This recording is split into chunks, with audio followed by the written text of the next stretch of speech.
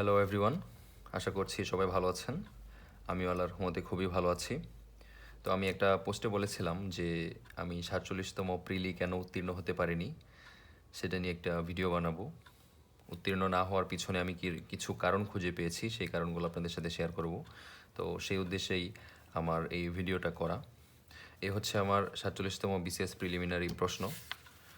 এবার ৪৭তম BCS প্রিলিমিনারিতে cut mark ছিল ৯২ অথবা ৯৩, আর আমার মার্ক ছিল 86 অর্থাৎ ৮৬।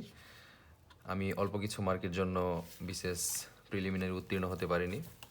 তো এই বিসিএস প্রিলিমিনারি উত্তীর্ণ না হওয়ার পিছনে আমি 10টা কারণ খুঁজে পেয়েছি। সেই 10টা কারণই আজকে আপনাদের সাথে শেয়ার করব।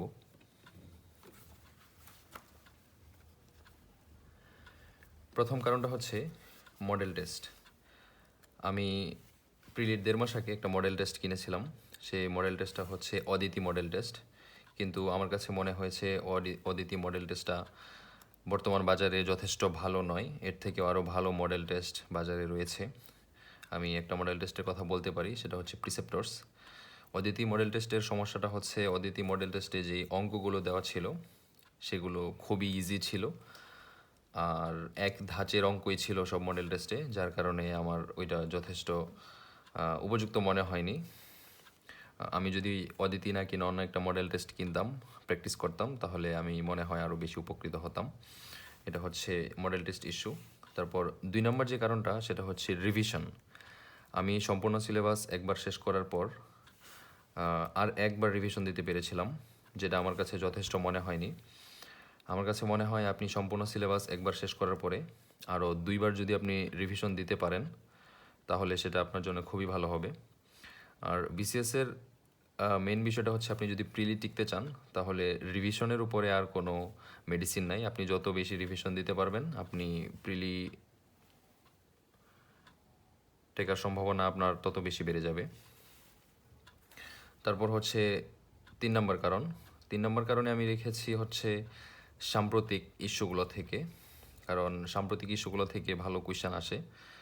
আর সাম্প্রতিকের মাঝে পেপার, আপনি যদি নিয়মিত পেপার পড়েন তাহলে সাম্প্রতিক ইস্যুগুলো কাভার হয়ে যাওয়ার কথা। যেমন এবার সাম্প্রতিক 47-এ একটা প্রশ্ন এসেছিল যে বাংলাদেশ সিংহভাগ তেল কোন কোন দেশ থেকে কিনে। এটা আমি জানতাম না, এটা আমি পারিনি। তো আমার মনে হয় সাম্প্রতিকের জন্য আপনারা পেপার পড়তে পারেন অথবা কারেন্ট অ্যাফেয়ার্সটা পড়তে পারেন, তাহলে সাম্প্রতিকটা কাভার হবে, যেটাতে আমার একটু লেকিংস ছিল।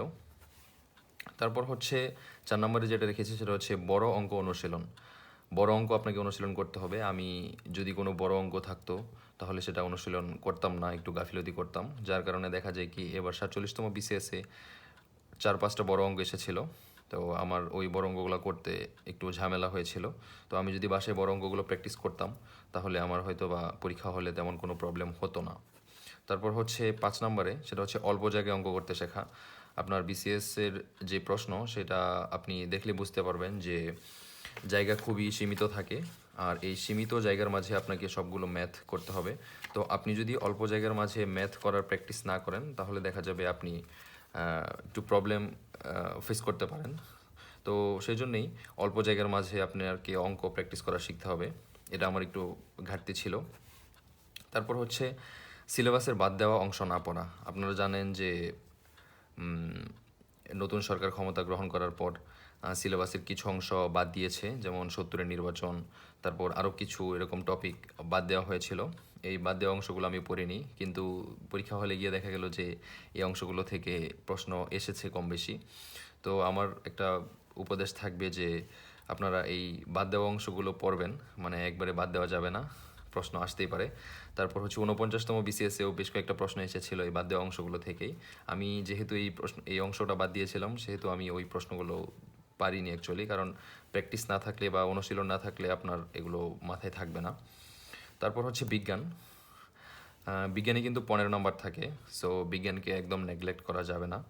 বিজ্ঞানে যদি আপনি ভালো করেন তাহলে দেখা যাবে অন্যান্য মার্ক মিলিয়ে আপনার ভালো একটা মার্ক চলে আসছে। আমি বিজ্ঞানে একটু কম পড়েছিলাম বিজ্ঞানটা, যার কারণে বিজ্ঞান নিয়ে আমাকে একটু ঝামেলায় পড়তে হয়েছিল। আর বিজ্ঞানে প্রিভিয়াস কোয়েশ্চেন আপনাকে পড়তে হবে, বিজ্ঞানে প্রিভিয়াস কোয়েশ্চেন পড়লে মোটামুটি কাভার হয়ে যাবে। তারপর বিজ্ঞানের উপরে নজর দিতে হবে। আমি বিজ্ঞানে একটু কম নজর দিয়েছিলাম, যার কারণে হয়তোবা আমি উত্তীর্ণ হতে পারিনি, বিজ্ঞানে মার্ক কম এসেছে আমার। তারপর হচ্ছে নেগেটিভ মার্ক, এটা হচ্ছে আমার মেইন প্রবলেম, আমার না শুধু সবারই মনে হয় মেইন প্রবলেম। আমার টোটাল 105টা এমসিকিউ হয়েছিল, 105টা, আর আমার 34টা হয়নি, অর্থাৎ আমার 17 নাম্বার আমার এখান থেকে মাইনাস হয়েছিল। এটা কিন্তু হিউজ, 34টা ভুল হওয়া মানে কিন্তু অনেক ভুল হওয়া। আমার এখানে যদি আমি ভুলটা যদি আমি 20-এ নামিয়ে আনতে পারতাম, তাহলে আমার 105 থেকে মাত্র 10 কাটা যেত, তাহলে আমার 95 মার্ক থাকতো, আমি বিশেষ প্রিলি উত্তীর্ণ হতে পারতাম। যেহেতু আমার নেগেটিভ মার্কটা বেশি হয়ে গিয়েছিল, এর কারণে আমি উত্তীর্ণ হতে পারিনি। আর এই নেগেটিভ মার্ক আপনি কিভাবে কমাবেন সেটা আপনার প্রশ্ন দেখে বুঝতে হবে। আপনার যদি প্রশ্ন দেখে বোঝেন যে প্রশ্ন কঠিন হয়েছে, তাহলে আপনাকে একটু বুঝে শুনে দেখাতে হবে। আর যদি দেখেন যে প্রশ্ন একটু সহজ হয়েছে, তাহলে সেই অনুযায়ী আপনাকে পরীক্ষার হলে বসে সেটার উপরে প্রিপারেশন নিয়ে দেখাতে হবে। তারপর হচ্ছে টাইম ম্যানেজমেন্ট। টাইম ম্যানেজমেন্ট নিয়ে আমার একটু প্রবলেম হয়েছিল। সেটা হচ্ছে লাস্ট যে 15 মিনিট, 15 মিনিটের জন্য কোনো অঙ্ক রাখা যাবে না। আপনাকে অঙ্কগুলো লাস্টের 15 মিনিট, আমি আপনি যদি অঙ্কগুলো রেখে দেন লাস্ট 15 মিনিটের জন্য, তাহলে এই সময়টা আপনার অনেক হাইপার হয়ে যাবেন, যার কারণে এই 15 মিনিট আপনার কিছুই হবে না, আপনি ম্যাথও করতে পারবেন না, অন্যগুলোও দেখতে পারবেন না। সো টাইম ম্যানেজমেন্টটা খুব ভালোভাবে করবেন। লাস্টের 15 মিনিট আমার একটা অনুরোধ থাকবে, লাস্টের 15 মিনিট যেন কোনো অঙ্ক আপনি রেখে না দেন। 15 মিনিটের আগে অঙ্কগুলো সব করে ফেলবেন, লাস্টের 15 মিনিট আপনি রিভাইজ দিবেন, আর যেগুলো একদম 50-50 চান্স থাকবে সেগুলো দেখানোর জন্য সময় রাখবেন। তারপর হচ্ছে মেন্টাল প্রেশার, মানসিক চাপ। আপনি যখন পরীক্ষা হলে বসবেন তখন আপনার মেন্টাল প্রেশার থাকবে। 47তম বিসিএসসি হচ্ছে আমার চাকরি জীবনের প্রথম পরীক্ষা। অ্যাকচুয়ালি আমি প্রথম 47তম বিসিএসসি বসেছিলাম পরীক্ষা, এর আগে আমি কোনো সরকারি চাকরি পরীক্ষা দেইনি, ইভেন কোনো প্রাইভেট সেক্টরে কোনো পরীক্ষা দেইনি, যার কারণে আমার একটু মেন্টাল প্রেশার ছিল। তো সেটা যদি আমি কাটিয়ে উঠতে পারি আস্তে আস্তে, সেটা হয়তো বা মানে আমার পরবর্তীতে ভালো হবে। তো এই 10টা কারণই আমার মূলত 47তম বিসিএস প্রিলি পাস না করার পেছনে আমি কারণগুলো খুঁজে পেয়েছি। তো আমি আশা করি আপনারা যারা বিসিএস পরীক্ষা দিবেন বা দেওয়ার প্রিপারেশন নিচ্ছেন, তারা এই ভুলগুলো যেন না করেন, যার কারণে আমার এই ভিডিওটা বানানো। থ্যাংক ইউ, আশা করছি একটু হলেও উপকৃত হবেন আপনারা। Thank you.